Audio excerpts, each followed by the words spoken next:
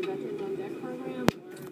I do. I have a few friends that are here today, and then some that are actually returning veterans that are still at Fort Bragg, and they've been down here once or twice, but because of the distance, it's a little harder for them. But they absolutely enjoy the program, and so we're actually trying to mount a crew to do the Bohicket race. I've talked to a lot of veterans who've come back from Afghanistan, and, I'm just wondering, is there a sense when you come back to America and you get back in the groove of things that people really don't understand who haven't been over there? Yeah, you're right. It's they don't understand, and it's not like I'm asking them to understand, because you just can't. It's only things that you can read or watch in the movies. A lot of people have seen the new movie Act of Valor and thought that was intense, and that's what we did every day. It's hard to have to put people in those shoes, because really, for you to understand it, you've got to be there for about 15 months to really understand. Anybody can put up with any kind of pain or anything for a certain amount of time, but once you're told to stay there longer and longer, I think those are when the effects really hit you.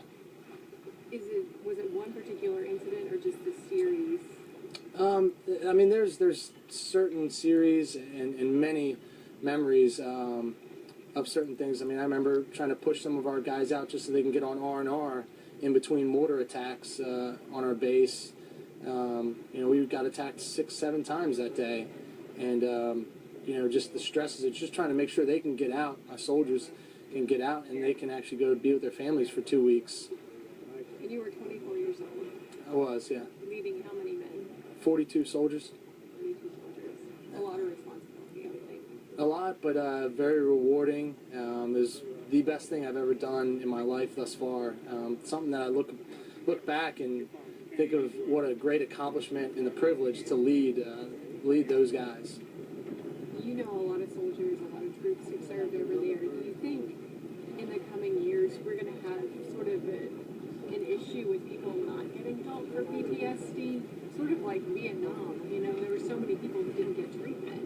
Mm-hmm. They came back and lived with so much pain for so many years, and the things they saw. Do you foresee that happening?